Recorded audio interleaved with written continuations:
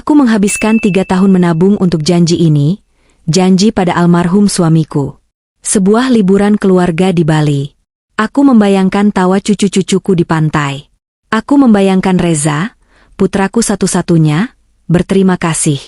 Aku pikir aku sedang memberikan mereka hadiah terindah. Sungguh tak kuduga. Sebelum ceritanya dimulai, silakan tulis di kolom komentar dari daerah mana saja teman-teman yang menonton cerita ini. Jangan lupa like dan subscribe agar channel ini bisa semakin berkembang dan bisa mempersembahkan cerita yang lebih menarik lagi. Rumah ini selalu terasa sepi sejak Pak Galih berpulang. Ibu Lestari terbiasa dengan sepi itu.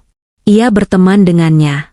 Keheningan di sore hari, ditemani wangi melati dari pekarangan dan suara kipas angin tua yang berputar pelan di langit-langit, adalah ritme hidupnya sekarang. Sore itu, di ruang tengah rumahnya yang asri di Jakarta, keheningan itu terasa sedikit berbeda. Ada nada antisipasi. Di atas meja kayu jati, terhampar tumpukan oleh-oleh yang baru selesai ia bungkus dengan kertas kado bergambar lumba-lumba.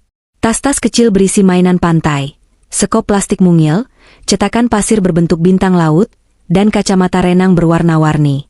Ada juga baju-baju katun tipis bermotif cerah. Ia membayangkan cucu-cucunya, si sulung yang pendiam dan si bungsu yang pecicilan, berlarian di pasir dengan baju itu. Senyum tipis tersungging di bibirnya yang mulai berkerut. Ia sedang bersiap untuk perjalanan ke Denpasar, Bali. Ini bukan sekadar liburan. Ini adalah sebuah janji. Ibu Lestari bangkit dari duduknya, lututnya sedikit ngilu, dan berjalan ke kamar. Ia membuka lemari pakaian yang terbuat dari kayu berat. Di bagian paling atas, di dalam sebuah kotak kaleng bekas biskuit, ia menyimpan album foto lamanya. Ia mengambil album itu, mengelus sampulnya yang sedikit pudar, dan kembali ke ruang tengah. Dibukanya album itu di halaman pertama. Foto hitam putih seorang wanita muda berbalut kebaya, dan seorang pria gagah berseragam. Itu dirinya dan Galih, suaminya, puluhan tahun lalu. Ia membalik beberapa halaman. Di sana, sebuah foto yang warnanya sudah memerah. Ia dan Galih di pantai Kuta. Galih muda merangkulnya, keduanya tertawa lepas dengan latar belakang matahari terbenam. Nanti kalau kita sudah mapan, kita bawa Reza ke sini, ya, Lis. Ia masih ingat suara Galih saat itu, serak oleh angin laut. Kita tunjukkan dia tempat bulan madu bapak ibunya. Tapi hidup punya rencana lain. Reza lahir, biaya sekolah menumpuk, cicilan rumah harus dilunasi, lalu Galih sakit. Rencana ke Bali itu terkubur di bawah tumpukan kebutuhan sehari-hari. 3 tahun lalu, setelah Galih tiada dan ia resmi menjadi pensiunan guru, janji itu kembali mengemuka. Saat ia membereskan buku-buku lama Galih, ia menemukan album itu lagi. Air matanya menetes di atas foto pantai itu. Saat itulah ia bersumpah dalam hati. Ia akan menepati janji Galih. Ia akan membawa Reza dan keluarganya ke Bali. Maka, dimulailah misinya. Ia hidup dari uang pensiun yang tidak seberapa.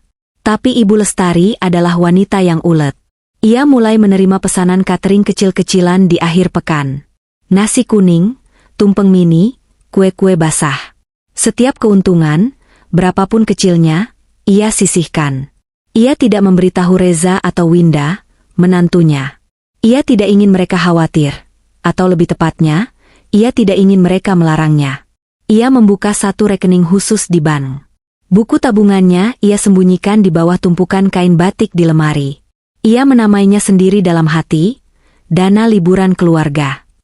Selama 3 tahun, ia menyisihkan segalanya. Ia menahan diri untuk tidak membeli baju baru saat lebaran. Ia menambal daster tuanya yang sobek. Ia mengurangi jatah jajan pasarnya. Semua demi melihat rekening itu terisi. Pelan, tapi pasti. Dari puluhan ribu, menjadi ratusan ribu, lalu jutaan. Pensiunan guru itu, yang menghabiskan hidupnya mengajar anak-anak tentang disiplin, kini menerapkan disiplin tertinggi pada dirinya sendiri. Dan akhirnya, 3 tahun kemudian, uang itu terkumpul. Cukup untuk tiket pesawat, villa mewah di dekat pantai, sewa mobil, dan bahkan lebih. Ia membayangkan ini akan menjadi liburan penebusan. Penebusan atas janji Galih yang belum terwujud. Penebusan atas waktunya yang mungkin tidak banyak lagi untuk bisa berkumpul lengkap dengan anak dan cucunya. Bali bukan hanya tempat. Bali adalah kenangan.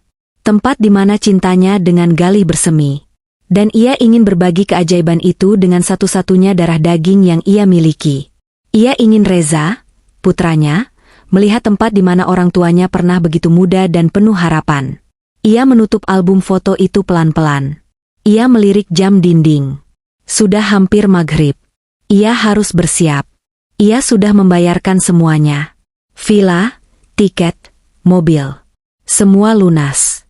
Ia bahkan sudah memesan layanan penjemputan di Bandara Ngurah Rai. Ia tidak sabar menunggu hari keberangkatan. Ia membayangkan ekspresi Reza saat ia menceritakan tentang janji ini. Ia membayangkan tawa cucu-cucunya. Ia membayangkan Winda, yang selalu sibuk dengan dunianya, akhirnya bisa santai dan tersenyum tulus padanya. Ia sudah membayarkan semuanya. Ia pikir, ia sudah membeli kebahagiaan. Ibu Lestari mengambil tas-tas kecil berisi oleh-oleh itu dan menatanya rapi di dalam sebuah koper kecil. Koper yang akan ia bawa ke kabin. Ia ingin cucu-cucunya segera mendapatkan mainan itu begitu mereka mendarat. Ia tersenyum lagi. Ya, semua akan sepadan. Kelelahannya selama 3 tahun, pengorbanannya, semua akan terbayar lunas di Denpasar. Ia meletakkan koper kecil itu di samping pintu, siap untuk diangkat lusa pagi. Ia merasa damai. Ia merasa telah melakukan hal yang benar sebagai seorang ibu, dan sebagai seorang istri yang memegang teguh janji suaminya.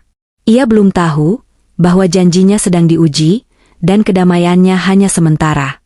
2 malam sebelum keberangkatan. Hujan baru saja reda di Jakarta, menyisakan hawa dingin yang menembus ke dalam rumah tua itu. Ibu Lestari baru saja selesai mengepak kopernya sendiri. Koper besar berwarna coklat tua, peninggalan Pak Galih. Ia sudah memasukkan beberapa kebaya terbaiknya, kain batik kesayangannya, dan tentu saja, baju renang model lama yang sudah ia siapkan khusus. Ia duduk di tepi tempat tidur, memijat pelan kakinya yang pegal. Ia merasa puas. Semua persiapan sudah selesai. Koper untuk cucu-cucu sudah siap di ruang tamu. Kopernya sendiri sudah rapi. Ia tinggal menunggu lusa pagi. Dilihatnya jam di dinding kamar. Pukul 11 malam. Sudah larut. Biasanya jam segini ia sudah terlelap. Tapi rasa gugup dan antusias membuatnya terjaga. Ia meraih ponsel tuanya di atas meja nakas. Ponsel yang ia beli dari uang hasil cateringnya, agar bisa terhubung dengan Reza dan Winda melalui WhatsApp. Baru saja ia hendak mematikan data selulernya, ponsel itu bergetar pelan. Sebuah notifikasi pesan WhatsApp muncul di layar. Dari Reza. Senyum Ibu Lestari langsung mengembang. Ia mengira Reza mengirim pesan untuk memastikan keberangkatan lusa. Mungkin menanyakan ia ingin dijemput jam berapa. Ia membuka pesan itu. Matanya menyipit, berusaha membaca teks kecil di layar yang terang. Bu, maaf sebelumnya. Winda lebih suka liburan ini hanya untuk keluarga inti kami saja. Ibu tidak usah ikut. Ya, Ibu kan sudah bantu bayar semuanya. Terima kasih banyak. Hening. Suara jangkrik di luar rumah tiba-tiba terdengar memekakan telinga. Suara kipas angin di langit-langit yang tadi terasa menyejukkan, kini terdengar seperti desisan. Jantung Ibu Lestari terasa seperti diremas oleh tangan tak kasat mata. Ia membaca pesan itu sekali lagi. Lalu sekali lagi. Ia pasti salah baca. Mungkin ini semacam lelucon. Reza tidak mungkin. Ia memegangi dadanya. Napasnya terasa sesak. Beberapa menit kemudian, saat ia masih terpaku menatap layar, ponselnya bergetar lagi. Pesan kedua dari Reza. Jangan salah paham, Bu. Ini bukan masalah pribadi. Biar lebih simpel aja. Biar lebih simpel. 2 kata itu menghantamnya lebih keras daripada pesan pertama. Keluarga inti. Biar lebih simpel. Jadi selama ini ia dianggap apa? Bukan keluarga inti? Beban yang membuat segalanya jadi rumit? Ibu Lestari menatap layar ponselnya hingga layarnya meredup dan akhirnya padam, menampilkan bayangan wajahnya sendiri di layar hitam itu. Wajah seorang wanita tua yang bingung dan terluka. Ia menunggu. Ia menunggu ponsel itu berdering. Ia menunggu Reza menelepon dan berkata, Bu, maaf, tadi salah kirim. Atau, Bu, tadi Winda yang mengetik, saya tidak setuju, Ia menunggu sebuah penjelasan, sebuah permintaan maaf yang layak. Tapi ponsel itu diam. Tidak ada panggilan. Tidak ada suara. Hanya pesan teks yang dingin, yang dikirim di tengah malam buta. Seolah-olah pengirimnya ingin urusan ini cepat selesai sebelum pagi menjelang. Ia tidak menangis. Air matanya seakan beku di pelupuk. Ia bangkit dari tempat tidur. Langkahnya goyah. Ia berjalan ke ruang tamu. Di sana, koper kecil berisi oleh-oleh untuk cucu-cucunya masih berdiri tegak di dekat pintu. Kertas kado bergambar lumba-lumba itu seolah mengejeknya. Ia menatap koper itu lama. Koper yang ia siapkan dengan penuh cinta. Mainan yang ia pilih satu persatu di pasar pagi. Baju-baju yang ia setrika sendiri dengan rapi. Ia kembali ke kamarnya. Ia melihat koper coklat tuanya yang sudah tertutup rapat. Koper berisi kebaya dan baju renangnya. Malam itu, Ibu Lestari tidak tidur. Ia duduk di kursi rotan di teras belakang, menghadap taman anggrek peninggalan Pak Galih. Ia tidak bisa mengerti. Di mana letak salahnya? Ia memberikan segalanya. 3 tahun ia berhemat. Ia membiayai seluruh perjalanan ini. Ia pikir ia memberikan hadiah, tapi yang ia dapatkan adalah penolakan. Keluarga inti. Kata-kata itu terus berputar di kepalanya. Ia teringat saat Reza sakit demam berdarah. Ia yang tidak tidur berhari-hari menjaganya di rumah sakit. Ia teringat saat Winda melahirkan si bungsu. Ia yang datang membawakan ramuan dan memasak setiap hari selama 40 hari. Apakah semua itu tidak menjadikannya keluarga inti? Atau, apakah ia hanya dianggap keluarga saat dibutuhkan saja? Hawa dingin Jakarta menjelang pagi menusuk tulangnya. Tapi ada dingin yang lebih menusuk di dalam dadanya. Dingin dari kesadaran bahwa ia, mungkin, tidak sepenting itu bagi putra satu-satunya. Dingin dari pesan teks yang dikirim di tengah malam. Ia menatap ponselnya yang tergeletak di meja. Tidak ada pesan baru, tidak ada panggilan tak terjawab. Hanya 2 centang biru di bawah pesan terakhir Reza. Pesannya sudah dibaca, tapi pesannya sendiri tidak terkirim. Ia belum membalas. Ia tidak tahu harus membalas apa. Ia hanya tahu, lusa, ia tidak akan pergi ke Denpasar. Setidaknya, tidak bersama mereka. Ia menatap anggrek bulan milik Galih yang mulai mekar. Ia sendirian. Benar-benar sendirian. Dan rasa sakitnya baru saja dimulai. Ia belum tahu bahwa pesan teks itu hanyalah puncak dari gunung es. Pagi datang tanpa permisi. Sinar matahari menerobos masuk melalui celah gorden di kamar Ibu Lestari, tapi ia tidak merasakan kehangatannya. Ia tidak tidur semalam. Ia hanya duduk, lalu berbaring, lalu duduk lagi. Pesan teks dari Reza terasa seperti kaset rusak yang terus berputar di kepalanya. Keluarga inti. Biar lebih simpel. Ia merasa hampa. Tubuhnya bergerak seperti robot. Ia ke kamar mandi, berwudu, dan sholat subuh. Doanya pagi itu terasa berbeda. Ia tidak meminta kebahagiaan. Ia hanya meminta kekuatan. Ia tidak tahu untuk apa, tapi ia merasa akan sangat membutuhkannya. Setelah sholat, ia menyeduh teh hangat. Tangannya sedikit gemetar saat memegang cangkir. Rumah itu terasa terlalu besar, terlalu sunyi. Ia berjalan ke ruang tamu, dan matanya kembali tertuju pada koper kecil berisi oleh-oleh untuk cucu-cucunya. Ia membuang muka. Rasa sakit itu kembali menusuk. Ia teringat sesuatu. Email. Semua bukti pemesanan ada di email. Ia sudah membayar lunas semuanya, bukan? Atau setidaknya uang muka. Ia harus memeriksanya. Ia harus tahu pasti. Ia menyalakan laptop tuanya di meja kerja peninggalan Pak Galih. Laptop itu butuh waktu beberapa menit untuk menyala. Ia membuka aplikasi emailnya. Ada puluhan email yang belum dibaca, kebanyakan iklan dan tagihan. Ia mencari email dari agen perjalanan dan maskapai penerbangan. Ia menemukannya. Email konfirmasi penerbangan. Ia membukanya pelan-pelan. Matanya langsung mencari bagian, daftar penumpang. Ia membacanya satu persatu, menahan napas. Reza, Winda, Bima, cucu laki-lakinya. Rara, cucu perempuannya. Jantungnya berdebar sedikit lebih kencang. Ia melanjutkan membaca. Hendra, ayah Winda.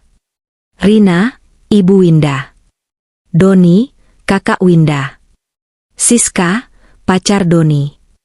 Daftar itu berhenti. 8 nama. Ia mencari namanya. Lestari. Tidak ada. Ia menggulir ke atas dan ke bawah. Ia membaca ulang. Mungkin terlewat. Tidak. Hanya 8 nama. Lalu ia melihat tanggal pemesanan. Email konfirmasi itu dikirim 3 minggu yang lalu. 3 minggu. Jadi, ini bukan keputusan mendadak yang dibuat Winda tadi malam. Ini bukan, lebih suka, yang baru terpikirkan. Ini adalah rencana yang sudah disusun matang selama berminggu-minggu. Mereka merencanakannya dari awal. Mereka merencanakan liburan untuk 8 orang. Keluarga Winda. Dan mereka merencanakan agar ia, Ibu Lestari, yang membayarnya. Pesan dari Reza tadi malam, itu bukan pembatalan. Itu adalah pengumuman. Pengumuman bahwa ia tidak dibutuhkan lagi setelah uangnya didapat. Ia merasa mual. Ia menyandarkan punggungnya ke kursi. Jadi, ia tidak dibatalkan. Ia memang tidak pernah diundang. Ia adalah sponsor. Ia adalah donatur. Ia adalah anjungan tunai mandiri yang kebetulan bisa memasak. Rasa sakit yang ia rasakan semalam kini berubah menjadi sesuatu yang lebih dingin, lebih tajam. Ini bukan sekadar kelalaian seorang anak. Ini adalah penipuan. Ini adalah pengkhianatan yang terencana. Ia menatap layar laptop itu lama sekali, sampai tulisan-tulisannya kabur. Ia teringat semua pesanan catering yang ia kerjakan sambil menahan sakit punggung. Ia teringat ia menolak ajakan teman-teman pengajiannya untuk makan di luar, dengan alasan sedang tidak enak badan, padahal ia sedang berhemat. Semua itu, semua pengorbanan itu, ternyata untuk membiayai liburan orang tua Winda. Untuk membiayai kakak Winda dan pacarnya. Ia merasa bodoh. Sangat bodoh. Bagaimana ia bisa begitu buta? Ia teringat percakapannya dengan Reza sebulan lalu. Bu, nanti kalau pesan, vilanya yang besar sekalian ya. Biar anak-anak bisa lari-larian, kata Reza di telepon. Oh, tentu, Le. Ibu sudah lihat-lihat. Ada yang bagus sekali, ada kolam renang pribadinya. Jawabnya waktu itu, penuh semangat.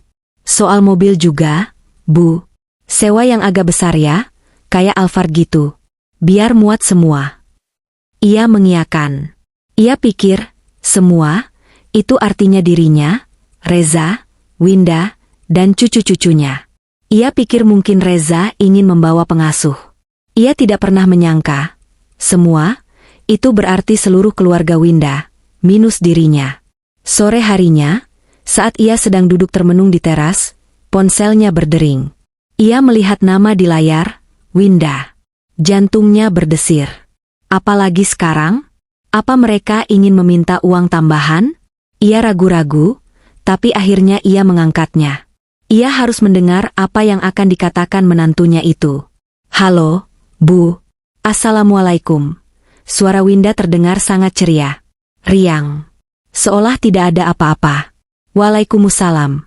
Win, jawab Ibu Lestari pelan. Suaranya serak. Ibu lagi apa? Sibuk enggak?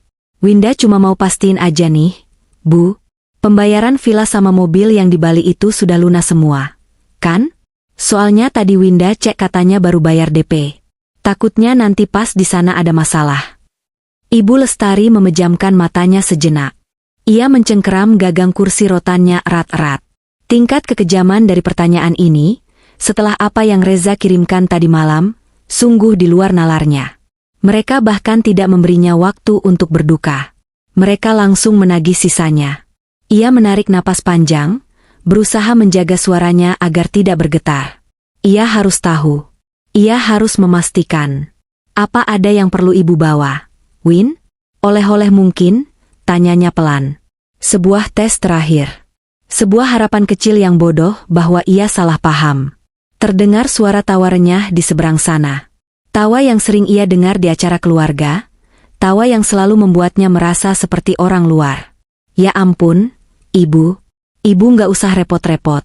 Ibu kan nggak ikut. Ibu di rumah saja, istirahat. Jaga kesehatannya, Bu. Yang penting transferannya beres aja. Hehe. Jaga kesehatan. Istirahat.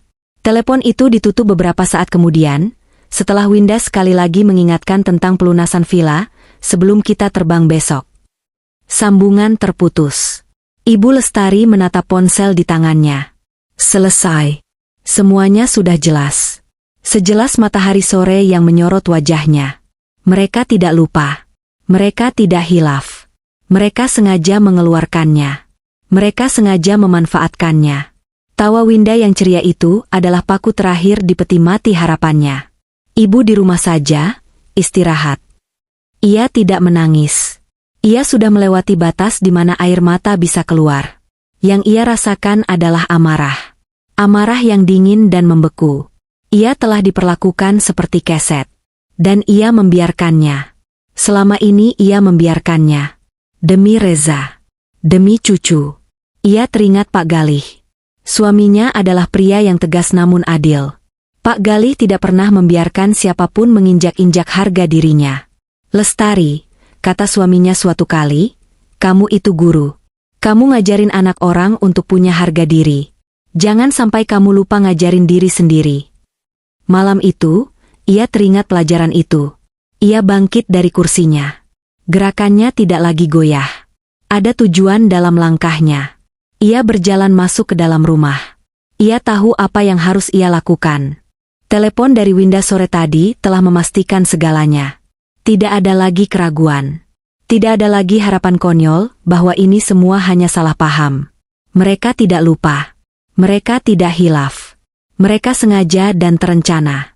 Mereka menganggapnya sebagai mesin uang, tidak lebih. Kalimat Winda, yang penting transferannya beres aja, terus terngiang. Disusul dengan tawa renyahnya. Malam itu, Ibu Lestari tidak menyalakan televisi. Ia juga tidak memasak makan malam. Ia hanya minum segelas air putih. Rasa laparnya hilang, digantikan oleh sesuatu yang lain. Sesuatu yang keras dan dingin di ulu hatinya.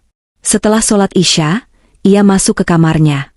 Ia tidak menyalakan lampu besar, hanya lampu tidur kecil di atas nakas. Ia berjalan ke lemari pakaian kayu jati yang besar. Ia membuka pintunya. Di balik tumpukan kain batik tulis peninggalan ibunya, tersembunyi sebuah brankas kecil berwarna hitam. Ia mengambil kunci brankas itu dari tempat rahasianya. Di dalam sebuah buku tebal berjudul Sejarah Indonesia, milik Pak Galih, yang sudah ia lubangi tengahnya. Tangannya tidak gemetar lagi. Mantap. Ia memasukkan kunci, memutarnya. Klik. Pintu brankas terbuka. Di dalamnya ada beberapa surat berharga. Sertifikat rumah. Beberapa perhiasan lama. Dan sebuah buku tabungan bersampul biru tua. Ia mengambil buku tabungan itu. Ia mengeluarkannya dari brankas. Ia duduk di tepi tempat tidur dan membukanya. Di halaman pertama, di bawah logo bank, tertulis dengan jelas. Pemilik rekening, Lestari. Bukan Reza. Bukan Winda. Bukan rekening bersama. Itu adalah rekening atas namanya sendiri. Pemilik rekening tunggal. Ia teringat. Saat ia membuka rekening ini 3 tahun lalu, ia memang sengaja mendaftarkannya hanya atas namanya. Bukan karena ia tidak percaya pada Reza. Saat itu, alasannya sederhana, ia tidak mau merepotkan Reza untuk tanda tangan. Ia pikir ini adalah kejutan. Ia tidak tahu bahwa keputusan sederhana itu akan menjadi penyelamatnya hari ini. Uang di dalamnya adalah uangnya. Uang dari keringatnya. Uang dari jam tidurnya yang berkurang karena mengejar pesanan kue. Uang dari daster yang tidak jadi ia beli. Ia mengambil ponselnya. Ia membuka aplikasi mobile banking. Aplikasi yang Reza dan Winda ajarkan padanya. Biar gampang bu, kalau mau kirim uang buat cucu, nggak usah ke ATM, ironis.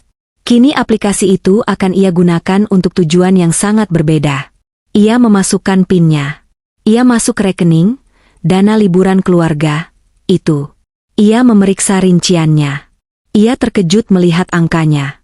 Sebagian besar uangnya masih utuh. Ia baru sadar. Ia hanya membayar uang muka untuk villa mewah itu. Ia membayar uang muka untuk sewa mobil. Sisa pembayaran, bagian terbesarnya, akan ditagihkan saat mereka check-in di villa dan saat mereka mengambil mobil di Bandara Denpasar. Mereka akan menggunakan kartu debit yang tertaut ke rekening ini. Kartu yang ia serahkan pada Reza minggu lalu, untuk pegangan di sana, katanya waktu itu. Mereka akan tiba di Denpasar besok siang. Mereka akan langsung ke villa. Mereka akan menyodorkan kartu itu. Dan mereka mengharapkan pembayaran lunas. Mereka mengharapkan sisa ratusan juta di rekening itu siap untuk mereka gesek.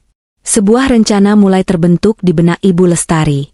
Rencana yang sederhana, namun telak. Tapi ia ragu sejenak. Reza. Dia tetap putranya.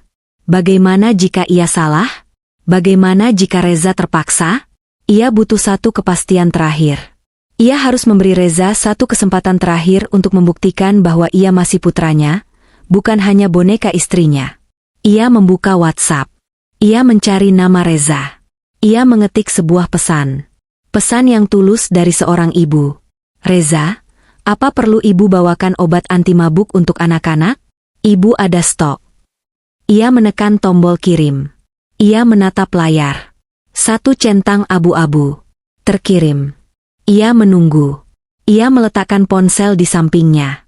1 menit berlalu. Ia mencoba membaca buku, tapi matanya tidak fokus. 5 menit. Ia mendengar suara tokek di luar. 10 menit. Ponselnya bergetar sedikit. Ia meraihnya.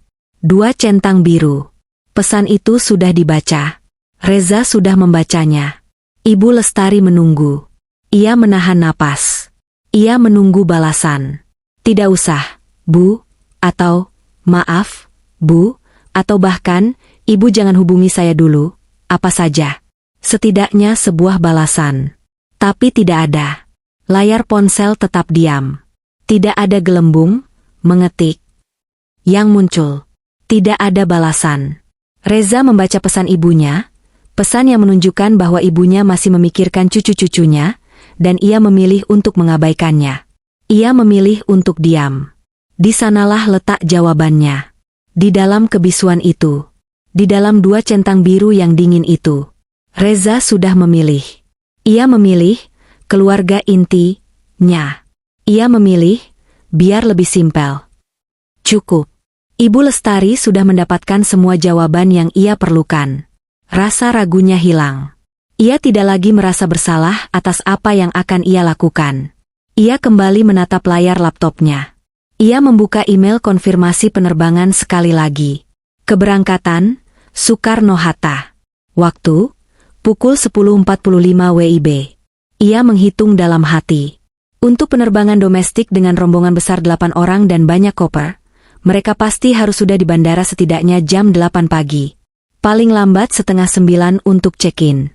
Ia kembali ke aplikasi mobile banking di ponselnya. Ia menjelajahi menu-menunya.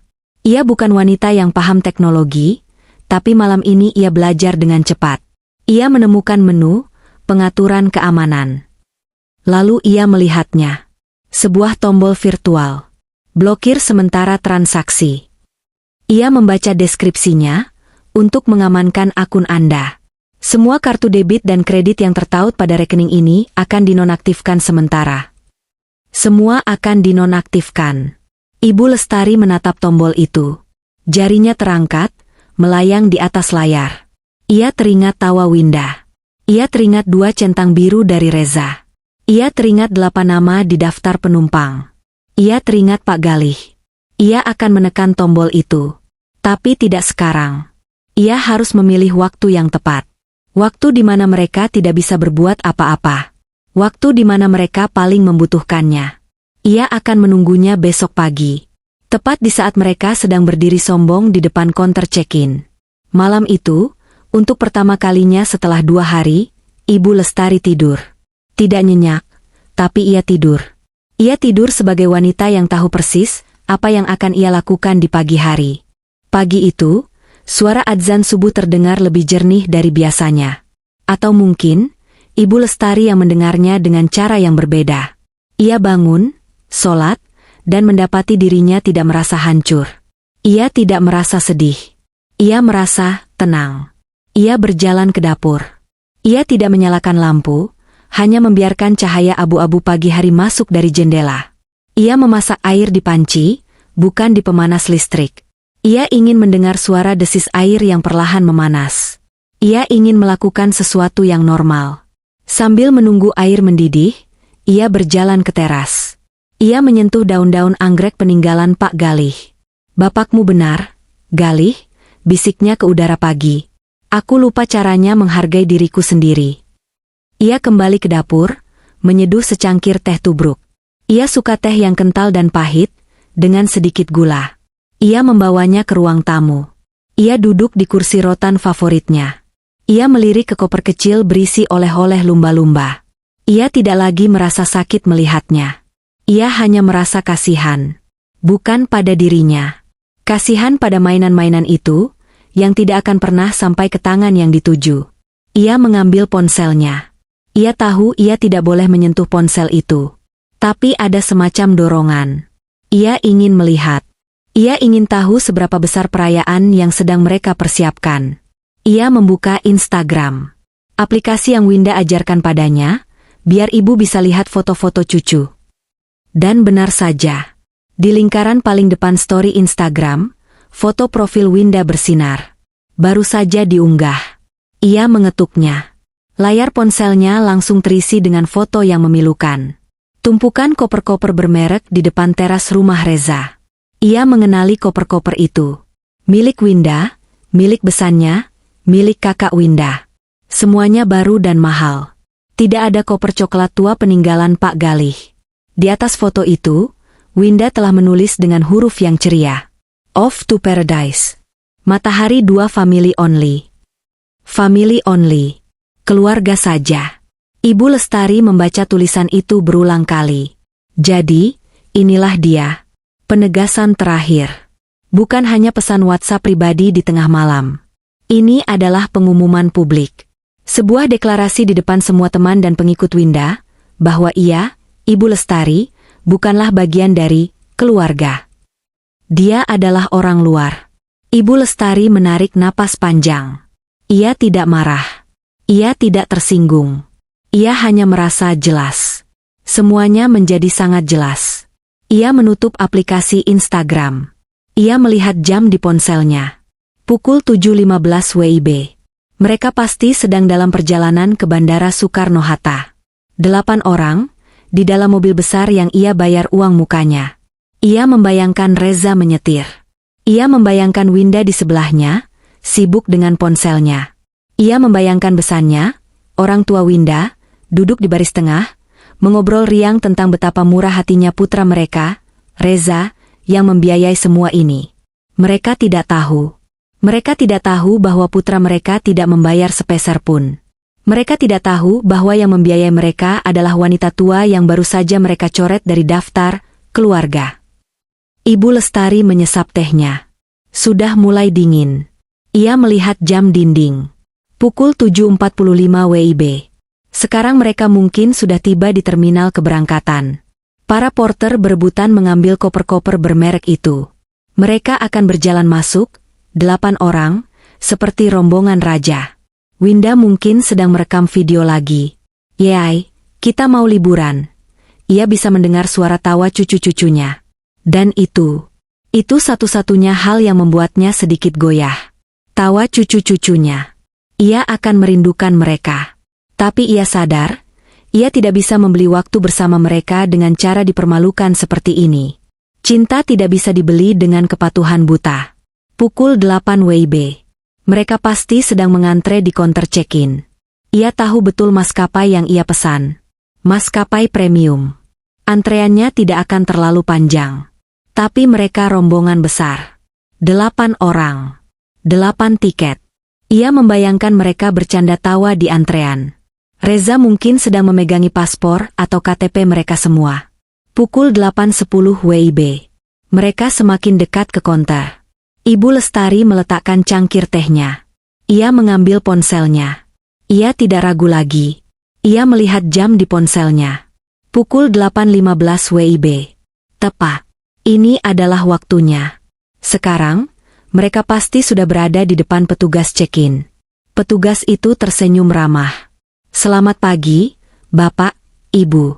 Rombongan 8 orang ke Denpasar, ya?" Petugas itu akan menimbang koper-koper mereka. Pasti ada kelebihan bagasi. Winda selalu membawa terlalu banyak barang. Petugas itu akan berkata, "Mohon maaf, ada biaya tambahan untuk kelebihan bagasinya. Mau dibayar pakai kartu apa?" Dan Reza, dengan percaya diri, akan mengeluarkan kartu debit itu. Kartu yang tertaut ke rekening, dana liburan keluarga. Ibu Lestari membuka aplikasi mobile bankingnya. Jarinya yang sedikit keriput bergerak lincah di atas layar. Ia sudah mempelajarinya semalam. Ia memasukkan PIN-nya. Ia masuk ke menu rekening. Ia mencari opsi, pengaturan keamanan. Ia menemukannya. Blokir sementara transaksi. Ia menekan tombol itu.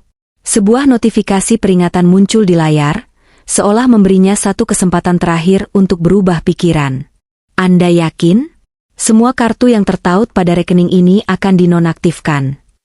Ibu Lestari teringat pada pesan Reza yang tidak dibalas. Ia teringat pada tawa Winda di telepon. Ia teringat pada tulisan, "Family Only," yang baru ia lihat 10 menit lalu. Ia menekan, "Ya." Layar ponselnya berkedip sejenak. Lalu muncul pesan konfirmasi berwarna hijau.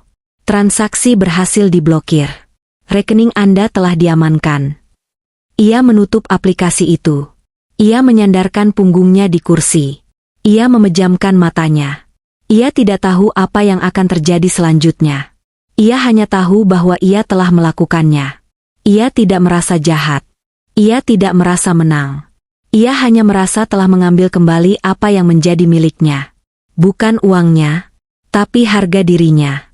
Ia duduk di sana, di ruang tamunya yang tenang. Keheningan di dalam rumah itu terasa begitu kontras dengan kekacauan yang ia tahu baru saja akan meledak di Bandara Soekarno-Hatta. Ia mengambil cangkir tehnya lagi. Ia menghabiskan sisa teh yang sudah benar-benar dingin itu dalam satu tegukan. Lalu, ia menunggu. Ia tidak perlu menunggu lama. Pukul 8.20 WIB. Tepat 5 menit setelah ia menekan tombol itu. Ponselnya yang tergeletak di meja, bergetar. Bukan panggilan. Sebuah pesan teks. Dari Reza.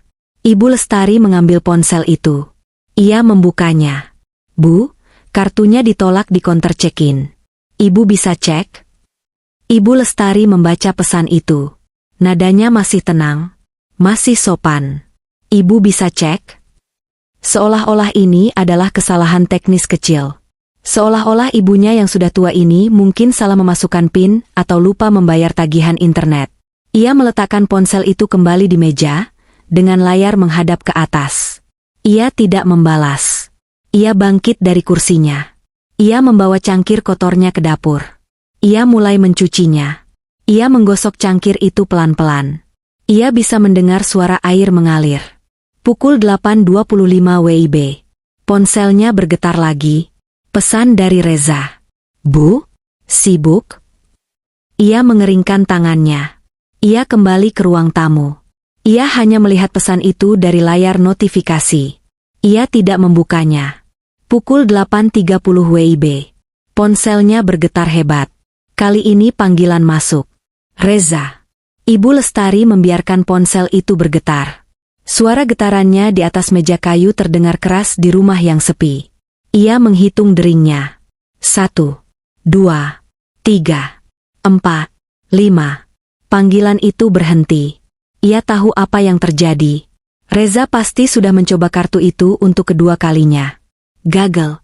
Lalu petugasnya menyarankan untuk mencoba kartu lain.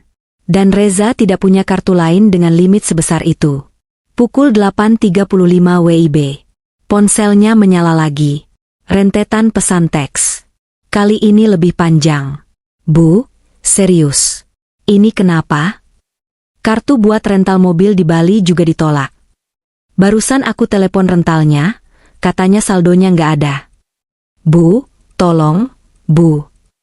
Kata, "tolong," itu akhirnya keluar juga. Ibu Lestari menatap kata itu.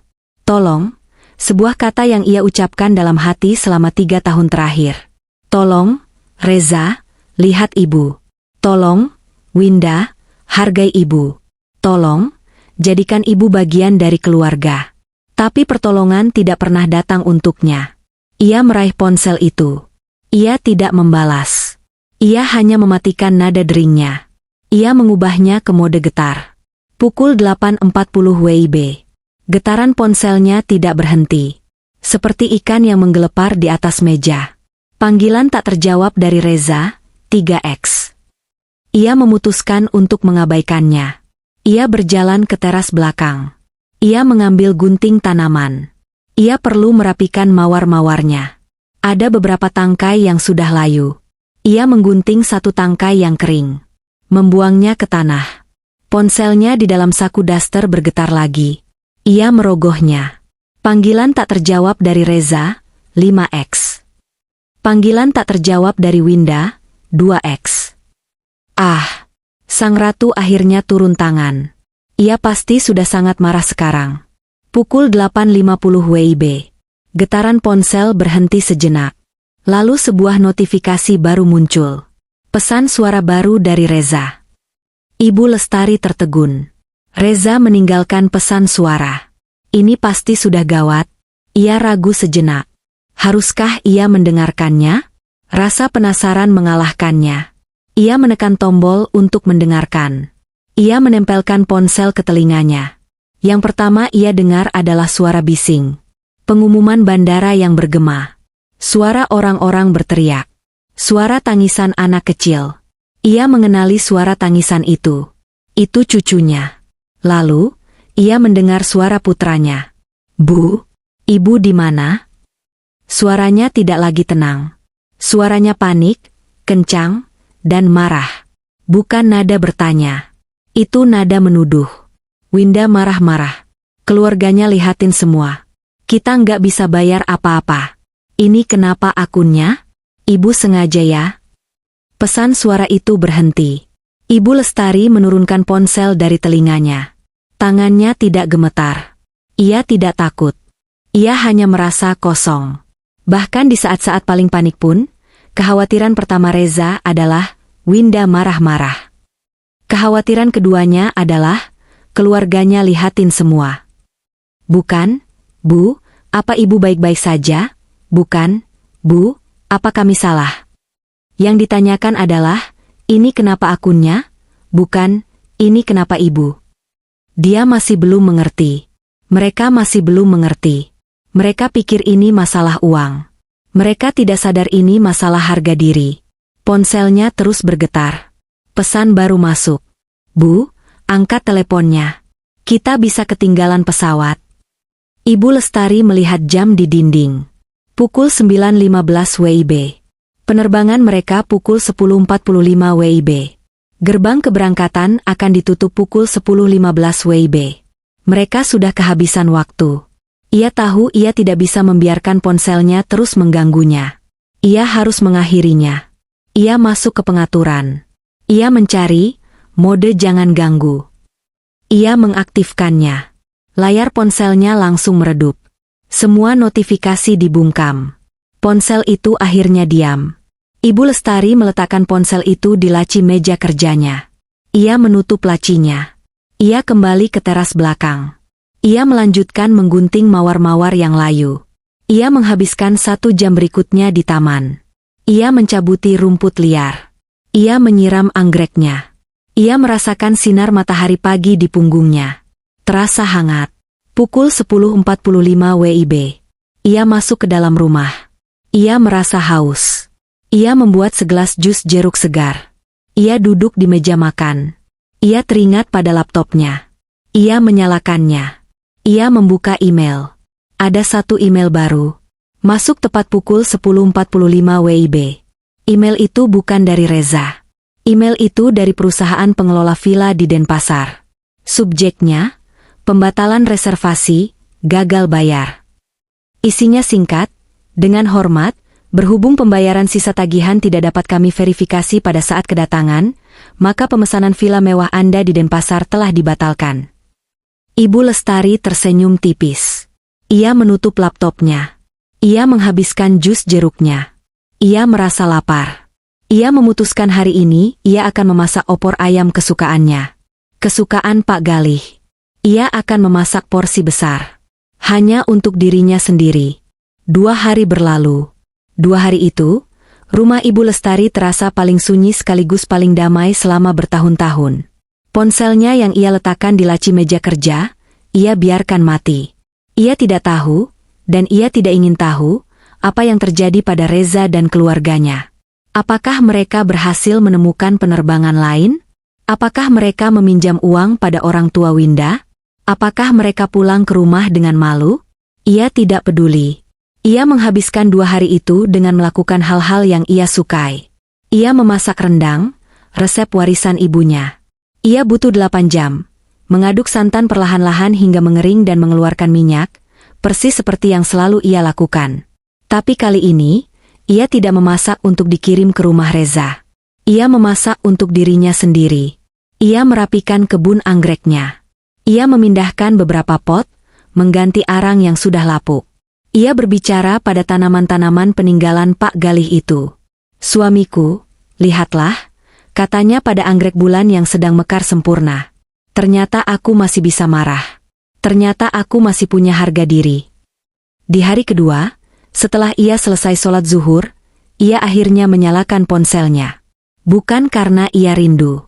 Ia butuh memeriksa sesuatu. Ratusan notifikasi pesan WhatsApp membanjiri layarnya. Puluhan panggilan tak terjawab. Dari Reza. Dari Winda. Bahkan dari nomor yang tidak ia kenal, yang ia duga adalah nomor orang tua Winda. Ia mengabaikan semuanya. Ia tidak membuka satupun pesan itu. Ia langsung membuka aplikasi mobile bankingnya. Ia masuk ke rekening, dana liburan keluarga. Dan ia melihatnya. Uang itu kembali.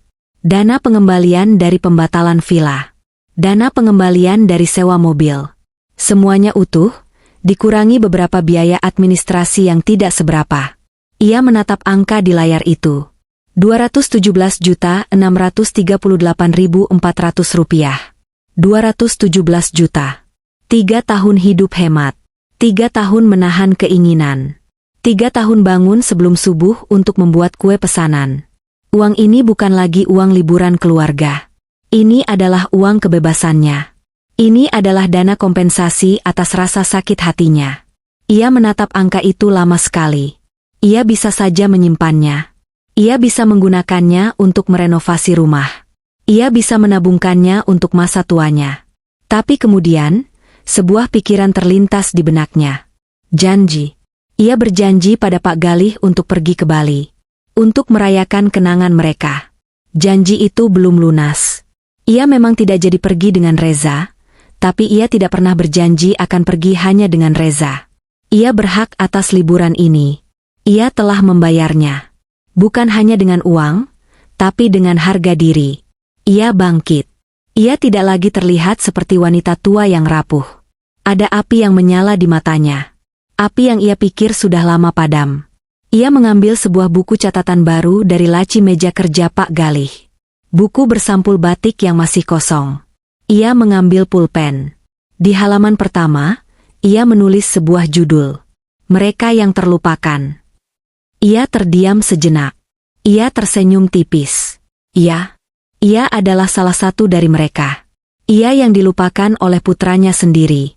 Tapi ia tahu, ia tidak sendirian. Dunia ini penuh dengan orang-orang yang terlupakan. Orang-orang yang telah memberi begitu banyak, namun menerima begitu sedikit. Ia mulai menulis daftar nama di bawah judul itu. Nama pertama, Ibu Fitri. Ia langsung teringat tetangga sebelah rumahnya. Seorang janda yang hidup sebatang kara. Anak-anaknya semua sukses, bekerja di luar kota, di luar negeri. Mereka mengiriminya uang setiap bulan. Mereka membelikannya perabot mahal. Tapi mereka tidak pernah pulang. Ibu Fitri menghabiskan hari-harinya berbicara pada kucingnya. Setiap lebaran, Ibu Lestari selalu mendengar Ibu Fitri menangis pelan di malam takbiran. Ia dilupakan. Nama kedua, Ibu Hana. Teman pengajiannya. Seorang wanita yang usianya pasti jauh lebih tua dari penampilannya. Ia menghabiskan 20 tahun terakhir hidupnya untuk merawat ibunya yang sakit keras. Ia tidak menikah. Ia tidak pernah pergi kemana-mana. Dunianya hanya kamar ibunya. 2 bulan lalu, ibunya meninggal dunia. Saat pengajian, Ibu Lestari melihat sorot mata Ibu Hana. Ada kelegaan di sana, tapi juga ada kebingungan. Ia bebas, tapi ia tidak tahu harus berbuat apa dengan kebebasan itu. Ia dilupakan oleh dunianya sendiri. Nama ketiga, Ibu Marisa. Rekan sesama guru pensiunan. Sahabatnya. Wanita yang paling ia percaya. Saat Pak Gali sakit parah, saat Reza dan Winda terlalu sibuk dengan pekerjaan mereka, Ibu Marisalah yang datang setiap hari. Ia yang membantu Ibu Lestari memandikan Pak Galih. Ia yang membawakan makanan. Ia yang duduk menemani di ruang tunggu rumah sakit, memijat bahu Ibu Lestari dan berkata, "Kamu kuat, Lis. Kamu kuat." Ia tidak pernah meminta balasan. Ia adalah tipe orang yang mudah dilupakan saat semua orang sudah bahagia. 3 nama. 3 wanita. 3 jiwa yang, seperti dirinya, telah memberi tanpa pamrih. Ibu Lestari menatap daftar itu. Ia sudah tahu apa yang akan ia lakukan dengan uang itu. Ia mengambil ponselnya. Ia mengabaikan notifikasi dari Reza. Ia membuka kontak teleponnya. Ia menelepon nama pertama. Ibu Fitri. "Halo, Assalamualaikum, Fit." "Waalaikumsalam, Bulis. Ada apa?" Tumben telepon, biasanya manggil dari pagar. Suara Ibu Fitri terdengar serak, seperti baru bangun tidur siang. "Bu Fitri, ada rencana minggu depan?" "Rencana? Ya nggak ada, Bulis. Paling ke pasar." "Kenapa memangnya?" Ibu Lestari menarik napas. "Mau ikut saya ke Bali? Saya traktir." Hening. Tidak ada jawaban. "Halo, Bu Fitri?" "Bali? Bu Lestari ini bercanda, ya? Saya belum pernah naik pesawat." "Justru itu. Saatnya ibu naik pesawat. Saya serius. Kita berangkat minggu depan. Ibu siapkan saja baju yang bagus. Semuanya saya yang urus." Terdengar isak tangis pelan dari seberang. "Bulis saya." "Sudah, jangan menangis. Siapkan saja KTP. Nanti saya pesan tiketnya. Assalamualaikum." Ia menutup telepon sebelum Ibu Fitri sempat menolak. Ia menelepon nama kedua. "Ibu Hana." "Bu Hana, ini Lestari." "Iya, Bulis. Ada apa?" "Ada pengajian tambahan?" Suara Ibu Hana lembut dan pelan. "Bukan, Bu. Saya mau tanya. Ibu sudah pernah ke Bali?" "Bali? Ya Allah, Bulis. Belum. Saya paling jauh ke puncak. Itu juga waktu studi tour SMP." "Bagus. Berarti sudah waktunya. Minggu depan kita ke Bali." Ibu tidak boleh menolak. Anggap saja ini hadiah karena ibu sudah jadi anak yang sangat berbakti. "Tapi, Bulis saya tidak punya uang." "Ibu Hana, saya tidak tanya ibu punya uang atau tidak. Saya tanya ibu mau atau tidak. Saya traktir. Ibu hanya perlu bawa badan." Lagi-lagi hening. "Lalu, Bu Lestari, ibu serius? Saya boleh liburan?" "Sangat boleh, Bu Hana. Sangat wajib. Siapkan KTP ibu, ya." Ia menutup telepon. Senyumnya semakin lebar. Ia menelepon nama ketiga. Ibu Marisa. Sahabatnya. "Lis, tumben. Kirain kamu sudah berangkat ke Bali sama Reza." Suara Ibu Marisa selalu riang. Ibu Lestari terdiam sejenak. "Panjang ceritanya, Mar. Reza tidak jadi berangkat sama aku." "Loh, kok bisa? Batal?" "Tidak batal. Aku yang berangkat. Tapi tidak sama mereka." Ibu Marisa langsung mengerti. Ia tahu persis bagaimana Reza dan Winda. Anak itu, sudahlah. "Jadi kamu berangkat sendiri?" "Tidak. Aku mau berangkat sama kamu." Ibu Marisa tertawa terbahak-bahak. "Kamu ini ada-ada saja. Ke Bali? Sekarang?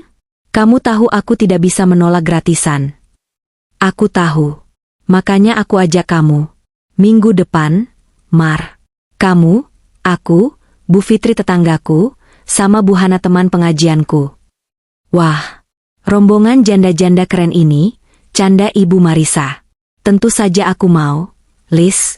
Aku mau sekali. Tapi, kamu tidak apa-apa?" Soal Reza? Ibu Lestari menatap keluar jendela. Ke arah langit Jakarta yang mulai mendung. Aku tidak pernah merasa lebih baik, Mar. Aku tidak pernah merasa lebih bebas. Setelah menutup telepon, Ibu Lestari kembali membuka laptopnya. Ia membuka email dari agen perjalanan.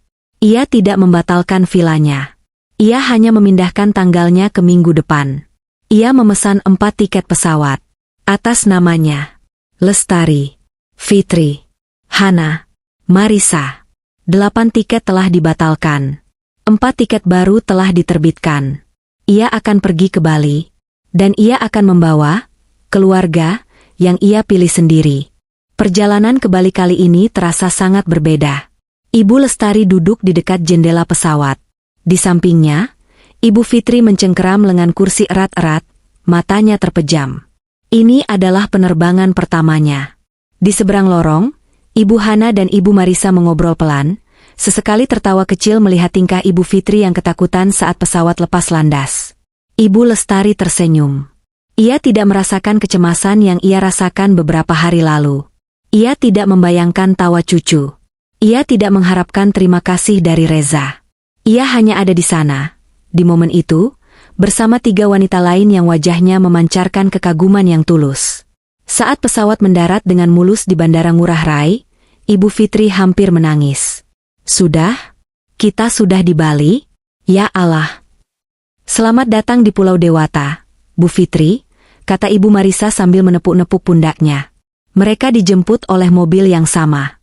Alphard hitam besar yang dulu ia pesankan atas permintaan Reza. Sopir yang ramah membukakan pintu untuk mereka. Selamat sore, ibu-ibu. Perjalanan menuju Denpasar, kata sopir itu. Saat mobil melaju meninggalkan bandara, Ibu Lestari merasakan kehangatan Bali menyambutnya.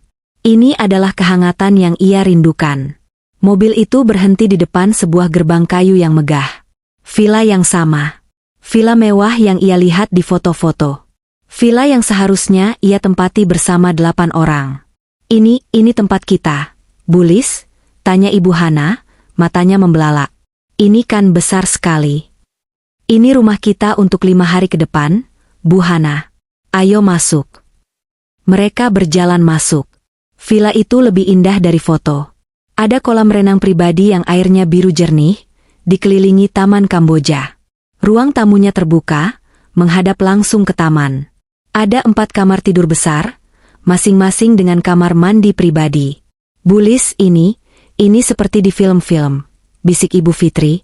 Ibu Lestari tersenyum. Ia berjalan ke tasnya. Ia mengeluarkan sesuatu yang ia bungkus dengan hati-hati. Sebuah bingkai foto besar. Ia berjalan ke meja makan kayu yang panjang. Ia meletakkan foto itu di tengah meja, menghadap ke kolam renang. Foto almarhum Pak Galih. Foto favoritnya. Saat suaminya itu tersenyum lebar, memakai kemeja safari kebanggaannya. Assalamualaikum, Pak, bisik Ibu Lestari. Akhirnya kita sampai di Bali. Maaf, saya bawa teman-teman. Reza sibuk. Ibu Marisa menghampirinya, meletakkan tangan di bahunya. Ia melihat foto Pak Galih.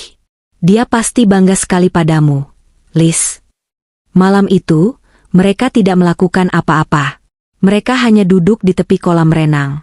Seorang koki pribadi yang sudah termasuk dalam paket villa, memasakkan mereka makan malam. Ikan bakar jimbaran, plecing kangkung, sate lilit. Mereka berempat makan dengan lahap. Mereka tertawa. Ibu Marisa menceritakan kelakuan lucu murid-muridnya dulu. Ibu Hana, yang biasanya pendiam, menceritakan tentang ibunya yang ternyata di masa muda adalah seorang penari. Ibu Fitri menceritakan tentang kucingnya di rumah yang ia titipkan pada satpam. Tidak ada yang mengeluh. Tidak ada yang membicarakan kesedihan. Tidak ada yang membicarakan anak-anak yang tidak perhatian. Mereka hanya merayakan kebersamaan. Mereka merayakan fakta bahwa mereka ada di sana. Mereka merayakan hidup. Ibu Lestari mendengarkan tawa mereka, tawa tulus yang bergema di villa mewah itu. Tawa ini terasa jauh lebih nyata daripada tawa riang Winda yang ia dengar di telepon. Ini adalah tawa orang-orang yang bersyukur. Hari berikutnya, Ibu Lestari membawa mereka ke pantai. Pantai yang sama di mana ia dan Pak Gali berfoto puluhan tahun lalu. Mereka tiba menjelang matahari terbenam. Ibu Lestari, Ibu Hana, dan Ibu Marisa duduk di atas tikar. Mereka minum air kelapa muda. Tapi Ibu Fitri tidak mau duduk. Ia berjalan pelan ke tepi air. Ia berdiri di sana, membiarkan ombak kecil membasahi kakinya. Ia menatap ke ufuk. Langit sore itu meledak dalam warna oranye, merah muda, dan ungu. Matahari bulat sempurna perlahan-lahan tenggelam ke dalam lautan. Itu adalah pemandangan yang agung. Ibu Lestari memperhatikan temannya itu. Bahu Ibu Fitri berguncang pelan. Ia menangis. Ibu Lestari menghampirinya. Bu Fitri, kenapa? Ibu kedinginan? Ibu Fitri menggeleng. Ia menyeka air matanya, tapi air mata baru terus mengalir. Ia menatap Ibu Lestari dengan mata yang basah tapi penuh binar. Bu Lestari, katanya dengan suara bergetar. Saya seumur hidup belum pernah lihat yang seindah ini. Ia terisak. Saya pikir hidup saya sudah selesai. Saya pikir saya cuma akan menunggu mati di rumah itu. Tapi hari ini, saya melihat ini. Terima kasih, Bu Lis. Terima kasih. Ibu Lestari memeluk temannya itu. Ia memeluknya erat. Ia ikut menangis. Tapi ini bukan air mata kesedihan. Ini air mata kelegaan. Ia sadar, pengkhianatan Reza dan Winda telah membawanya ke titik ini. Rasa sakit itu telah memaksanya untuk membuka mata. Uang yang ia kumpulkan untuk orang yang salah, akhirnya bisa ia gunakan untuk orang yang tepat. Ia menatap matahari yang tinggal separuh. Ia teringat janjinya pada Pak Galih. Ia tidak membawa putranya. Ia tidak membawa cucu-cucunya. Tapi ia telah membawa mereka yang terlupakan. Dan di pantai Denpasar itu, di bawah langit yang terbakar, ia tahu ia telah menepati janjinya dengan cara yang jauh lebih baik. Ia tidak hanya berbagi kenangan. Ia menciptakan kebahagiaan baru. Seminggu telah berlalu sejak Ibu Lestari pulang dari Denpasar. Rumah di Jakarta itu terasa sama saja, tetap sunyi. Tapi Ibu Lestari yang menghuninya sudah berbeda. Ia tidak lagi berteman dengan sepi, ia kini menikmati ketenangan. Ia pulang membawa sesuatu yang lebih berharga dari oleh-oleh, sebuah perspektif baru. Ia tidak lagi menunggu telepon dari Reza. Ia tidak lagi mengecek WhatsApp setiap jam, berharap ada foto cucu. Ia mengisi hari-harinya. Ia mulai menerima pesanan catering lagi, tapi kali ini ia membatasi jumlahnya. Ia hanya mengambil pesanan yang ia nikmati. Ia tidak lagi menabung seperti orang kesetanan. Ia menggunakan sebagian uangnya untuk membeli pot-pot anggrek baru. Ia juga lebih sering keluar rumah. Ia dan Ibu Marisa mendaftar di kelas 6 lansia di balai warga. Ia dan Ibu Hana berjanji untuk mencoba resep baru setiap akhir pekan. Dan ia mengunjungi Ibu Fitri hampir setiap sore, membawakan teh hangat, dan mereka akan duduk di teras, membicarakan apa saja, kecuali tentang anak-anak mereka. Liburan itu telah menciptakan sebuah ikatan. Mereka berempat, mereka yang terlupakan, kini memiliki grup WhatsApp mereka sendiri. Isinya bukan keluhan, tapi foto-foto bunga yang mekar, resep masakan, dan ucapan selamat pagi yang tulus. Hari itu, ia baru saja selesai mengantar pesanan nasi kuning ke tetangga di blok sebelah. Ia mendapat untung yang lumayan. Ia berpikir untuk membeli bibit mawar baru. Ia duduk di meja kerjanya, menyalakan laptop tua itu, berencana mencari penjual tanaman hias secara online. Ia membuka emailnya. Sebagian besar adalah iklan. Tapi kemudian, satu baris di kotak masuk membuat jantungnya berhenti sejenak. Pengirim, Reza. Subjek, mau bicara, Bu. Tangannya membeku di atas mouse. Sudah lebih dari 2 minggu sejak rentetan panggilan panik di bandara itu. Setelah hari itu, Reza dan Winda bungkam 1000 bahasa. Tidak ada pesan, tidak ada telepon, tidak ada permintaan maaf. Seolah-olah mereka lenyap di telan bumi. Ibu Lestari mengira mereka marah. Ia mengira mereka malu. Ia mengira mereka akhirnya mengerti dan memutuskan untuk menjauh. Ternyata ia salah. Mereka tidak menjauh. Mereka hanya menunggu waktu yang tepat. Ia menatap subjek email itu. Mau bicara, Bu? Bukan, maafkan saya, Bu, bukan, Ibu, apa kabar? Hanya, mau bicara, sebuah kalimat perintah yang disamarkan menjadi permintaan. Nadanya dingin. Seperti seorang atasan yang memanggil bawahan. Ia menarik napas panjang. Ia sudah menghadapi matahari terbenam di Denpasar. Ia sudah memeluk Ibu Fitri yang menangis haru. Ia tidak akan membiarkan sebuah email merusak ketenangannya. Ia mengklik email itu. Matanya membaca baris demi baris, pelan-pelan. Bu, kami sudah pulang. Ibu Lestari mencibir dalam hati. Oh, baguslah kalau sudah pulang. Ia bahkan tidak sadar kapan mereka pergi atau kapan mereka kembali. Liburannya kacau balau. Ia berhenti sejenak. Tentu saja kacau. Ia yang merencanakannya. Tapi Reza menuliskannya seolah-olah itu adalah bencana alam, bukan akibat dari perbuatan mereka sendiri. Oke, mungkin kami salah cara komunikasinya. Ia membaca kalimat ini 3 kali. Mungkin. Salah cara komunikasi. Jadi, menurut Reza, letak kesalahannya bukan pada tindakan mereka yang membuang ibunya. Bukan pada rencana mereka memeras ibunya. Bukan pada kebohongan, family only. Kesalahannya hanya pada cara komunikasi. Dia masih belum mengerti. Atau, lebih parahnya, dia pura-pura tidak mengerti. Winda stres berat dan gak bermaksud jahat. Dan disinilah tameng itu muncul. Winda. Selalu Winda. Istrinya yang rapuh, yang stres berat. Ibu Lestari teringat tawarnya Winda di telepon saat berkata, "Ibu di rumah saja, istirahat." Ia teringat tulisan, "Family only," di Instagram. Itu bukan tindakan orang yang stres. Itu adalah tindakan orang yang sombong dan kejam. Reza, putranya, sedang memintanya untuk memaklumi kekejaman istrinya. Lagi. Ia melanjutkan membaca. Tapi jujur, Bu, kami sekarang pusing 7 keliling. Kami terpaksa pakai kartu kredit darurat untuk hotel dan semuanya, bunganya besar sekali. Ah, ini dia. Inti dari email ini. Bukan permintaan maaf. Ini adalah keluhan. Keluhan tentang uang. Dia sedang menceritakan kesulitannya. Dia sedang mencoba membuat ibunya merasa bersalah. Kartu kredit darurat. Bunga besar. Reza sedang melukis gambaran bahwa mereka adalah korban. Korban dari siapa? Korban dari ibunya sendiri, yang menolak untuk membayar liburan mewah keluarga istrinya. Mereka yang memesan hotel. Mereka yang memutuskan untuk tetap pergi entah bagaimana caranya. Mereka yang menggesek kartu. Tapi sekarang, mereka ingin orang lain yang membayar tagihannya. Ia sampai di paragraf terakhir. Paragraf yang membuatnya ingin tertawa getir. Kalau ibu masih ada uangnya, apa ibu bisa kembalikan deposit yang kami kasih? Deposit? Ibu Lestari memundurkan kursinya sedikit. Kata itu menggema di ruang kerja yang sunyi. Deposit? Deposit apa? Ia memutar otaknya. Selama 3 tahun ia menabung. Ia yang membayar semua uang muka. Ia yang melunasi tiket. Ia yang mengisi rekening itu.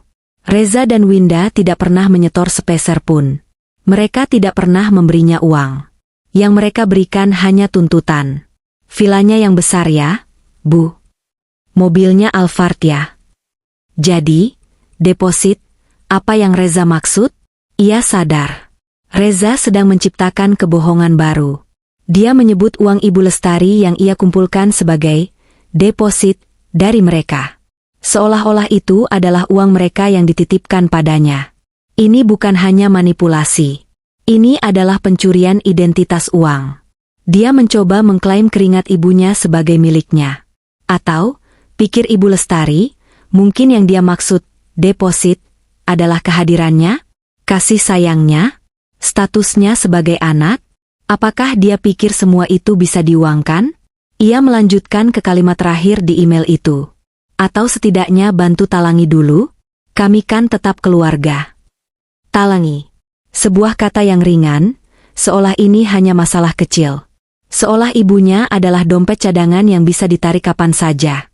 Dan puncaknya, senjata pamungkasnya. Kami kan tetap keluarga. Keluarga. Kata yang sama, yang beberapa minggu lalu ia lihat di Instagram Winda dengan tambahan, only.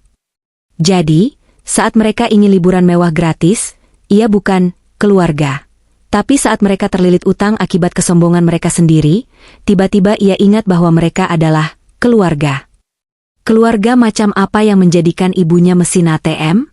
Keluarga macam apa yang membuangnya setelah uangnya didapat? Keluarga macam apa yang berbohong tentang deposit? Ibu Lestari menutup email itu. Ia tidak merasa marah. Ia tidak merasa sedih. Ia tidak merasa terluka seperti saat ia membaca pesan WhatsApp di tengah malam itu. Ia merasa jijik. Ia merasa jijik pada kelemahan putranya. Ia merasa jijik pada kelancangan menantunya. Ia merasa jijik pada cara mereka memutarbalikkan fakta, cara mereka mencoba membuatnya merasa bersalah atas kekacauan yang mereka ciptakan sendiri. Mereka tidak belajar apa-apa. Mereka tidak menyesal. Mereka hanya kehabisan uang. Ia menatap layar laptopnya. Kursornya berkedip-kedip. Ia bisa saja membalas. Ia bisa saja menguliahi mereka. Ia bisa saja mengirimkan foto-fotonya di Bali bersama teman-temannya. Tapi untuk apa? Mereka tidak akan mengerti. Mereka hanya akan semakin marah. Mereka tidak mencari pencerahan. Mereka mencari dana talangan. Ibu Lestari bangkit dari kursinya. Ia berjalan ke dapur. Ia membuat segelas teh hangat. Ia harus menenangkan pikirannya sejenak. Ia berdiri di depan jendela dapur, memandangi pohon belimbing di halaman belakang. Deposit, ia bergumam pada dirinya sendiri. Ia tertawa. Tawa pelan, kering, dan penuh ironi. Deposit. Ia sudah tahu apa yang akan ia lakukan. Ibu Lestari tertawa pelan. Tawa itu keluar begitu saja dari dadanya. Kering dan singkat. Deposit. Ia mengulangi kata itu di dapur yang sunyi. Kata itu terasa begitu absurd, begitu tidak pada tempatnya. Seolah-olah seorang pencuri yang tertangkap basah, meminta pemilik rumah untuk mengganti rugi bensin yang ia pakai untuk datang mencuri. Mereka tidak pernah menyetor sepeser pun. Mereka tidak pernah berkeringat bersamanya saat ia bangun jam 3 pagi untuk menyiapkan pesanan kue. Mereka tidak pernah menemaninya berdesak-desakan di pasar untuk mencari bahan termurah.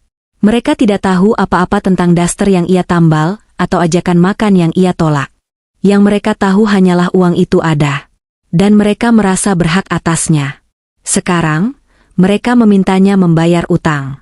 Utang yang timbul bukan karena kebutuhan darurat. Bukan karena musibah. Utang yang timbul karena kesombongan mereka sendiri. Utang yang timbul karena mereka tidak mau menelan malu di depan keluarga besar Winda. Utang yang timbul karena mereka memaksakan gaya hidup yang tidak mampu mereka bayar. Dan mereka memintanya untuk membayar utang itu.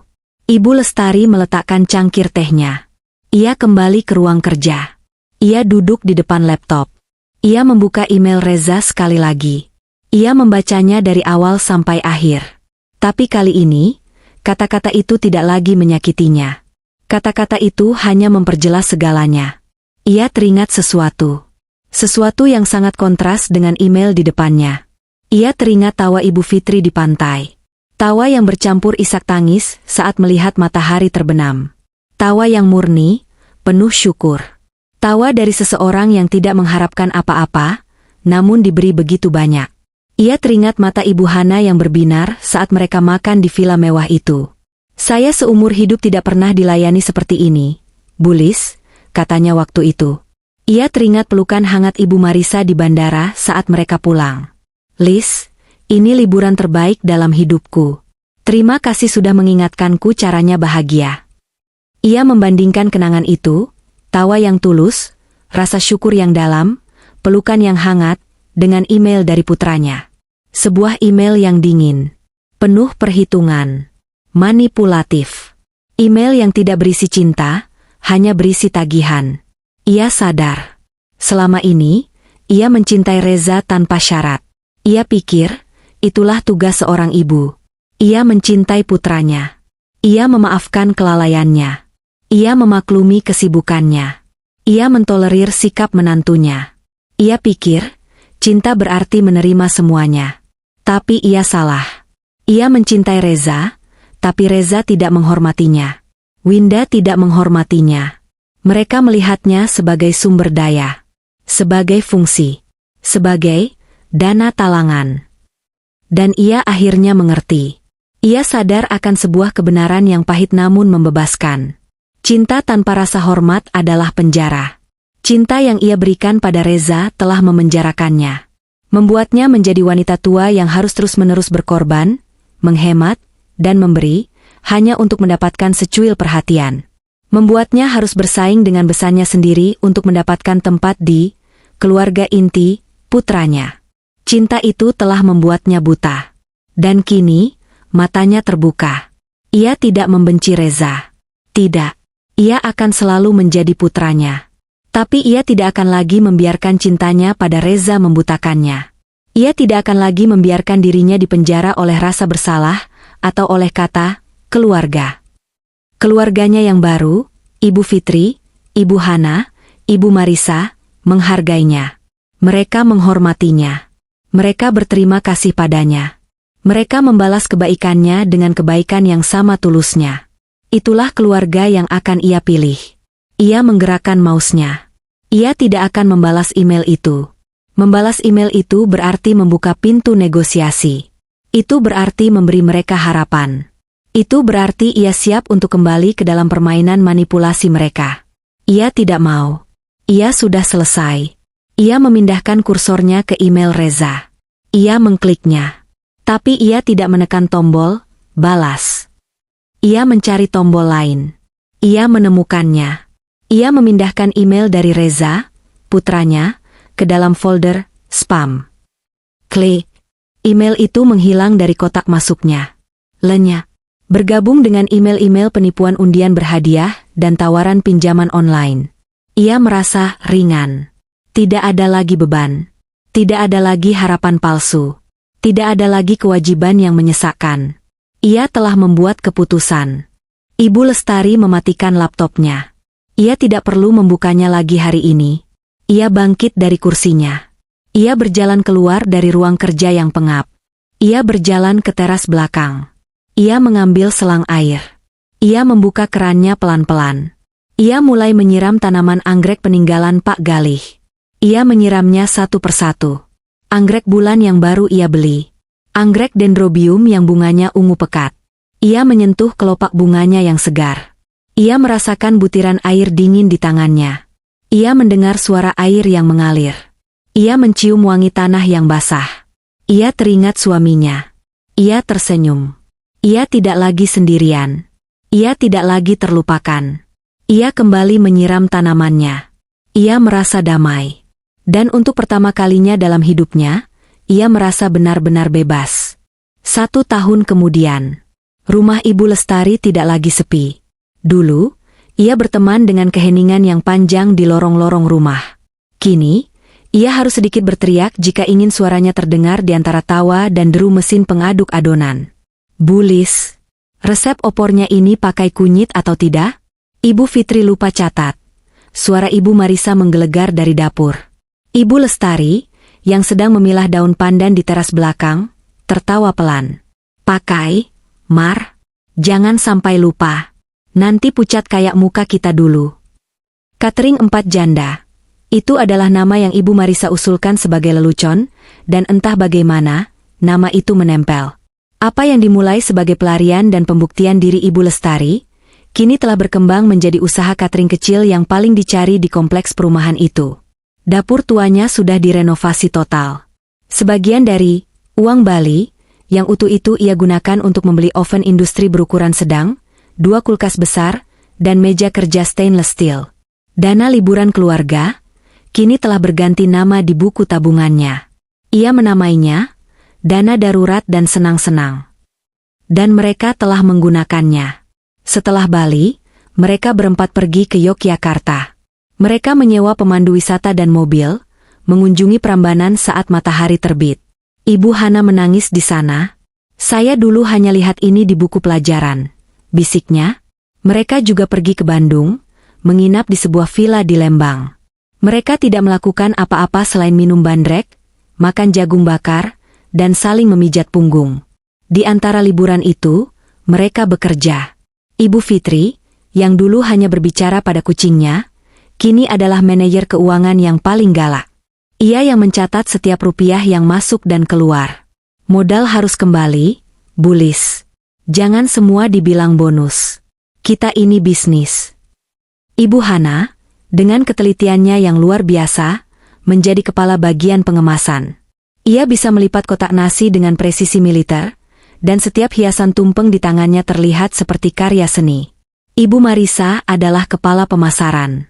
Dengan mulutnya yang riang, ia menjajakan catering mereka ke setiap acara arisan, pengajian, dan rapat kelurahan. Dan Ibu Lestari, ia adalah sang dirigen, sang koki kepala.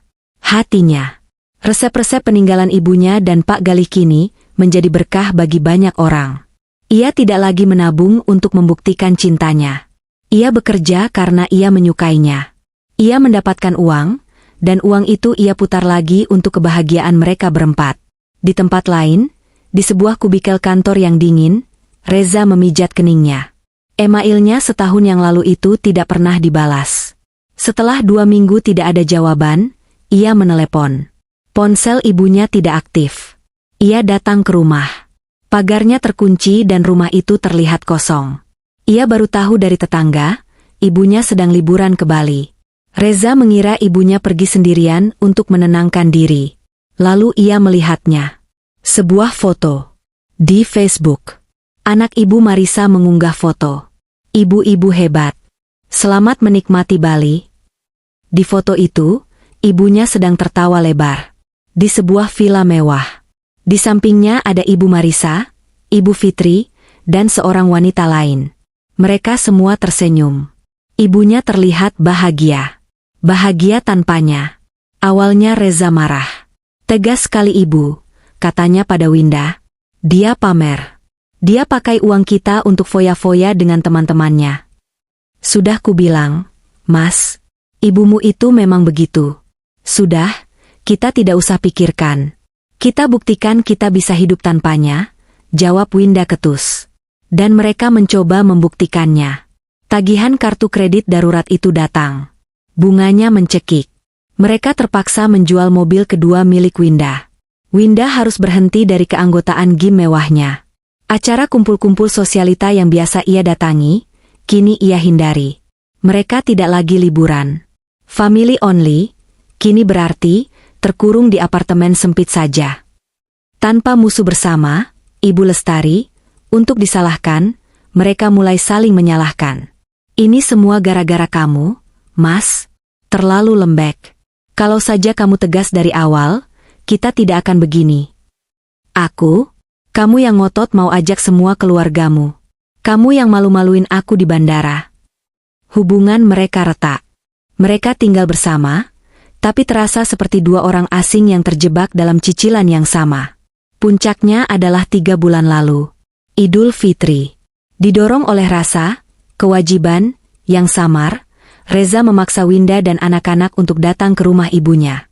Bagaimanapun juga, dia ibuku. Kita harus sungkem. Siapa tahu dia sudah luluh. Mereka tiba di depan rumah tua itu. Tapi rumah itu tidak lagi terlihat tua. Catnya baru. Tamannya rapi. Dan ada sebuah mobil funbox kecil bertuliskan, catering 4 janda, terparkir di garasi. Reza mengetuk pagar. Bu? Assalamualaikum. Ibu. Pagar itu terbuka. Bukan ibunya. Ibu Marisa yang keluar, memakai celemek. Reza. Ada apa? Tanya Ibu Marisa. Nadanya datar.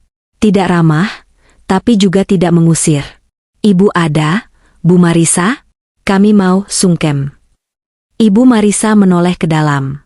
Lis, ini Reza datang. Reza bisa melihat ibunya di dalam. Sedang mengawasi Ibu Hana menata tumpeng besar. Ibunya menoleh. Tatapan mereka bertemu. Ibu Lestari tidak terlihat kaget.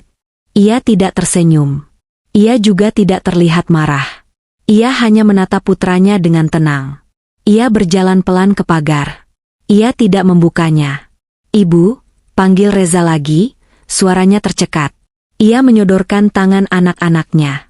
Ayo, salam sama nenek.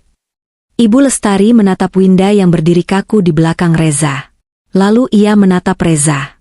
Ibu maafkan kesalahan kalian, katanya. Suaranya jelas, tidak bergetar. Reza dan Winda tertegun. Tapi maaf, Reza, lanjut ibunya. Kami sedang sibuk sekali. Ini ada pesanan tumpeng 100 kotak untuk acara halal bihalal di kantor wali kota. Kami harus berangkat sekarang. Nanti telat. Reza mematung. Ia tidak diusir. Tapi ia juga tidak diundang masuk. Tapi, Bu, ini hari lebaran.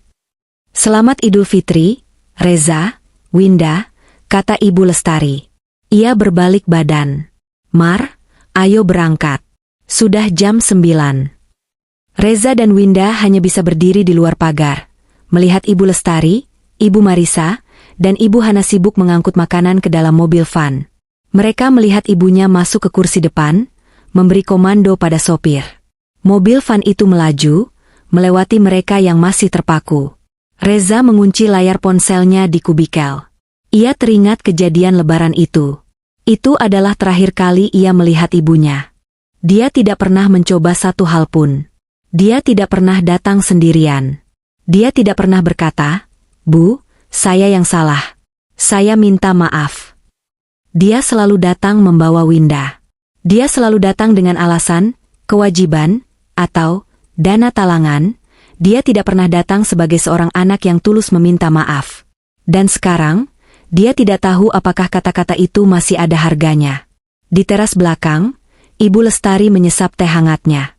Hasil catering hari ini laris manis. Ponselnya bergetar di atas meja. Sebuah pesan WhatsApp dari grup 4 janda. Ibu Fitri mengirim foto, "Alhamdulillah. Hari ini tembus target. Minggu depan kita ke puncak. Ya?" Ibu Lestari tertawa. Ia mengetik balasan. "Siap. Saya yang traktir makan sate kelinci." Ia meletakkan ponselnya. Ia melihat ke kebun anggreknya. Ada 3 jenis anggrek baru yang mekar bersamaan. Ungu, putih, dan kuning. Ia telah memaafkan Reza. Ia sungguh-sungguh mendoakan putranya itu setiap selesai sholat. Tapi memaafkan bukan berarti harus kembali ke penjara yang lama. Memaafkan berarti ia melepaskan amarahnya. Ia melepaskan bebannya. Dan dengan melepaskan harapannya pada Reza, ia menemukan dirinya sendiri. Ia menemukan 3 sahabat sejati. "Bulis, ayo, bantuin icip-icip rendang ini. Kayaknya kurang garam," teriak Ibu Marisa lagi. Ibu Lestari bangkit. Ia berjalan masuk ke dalam rumahnya yang kini riuh rendah oleh tawa. Ia tidak lagi menunggu telepon. Ia kini yang ditunggu. Ia tidak lagi dilupakan. Ia kini telah ditemukan.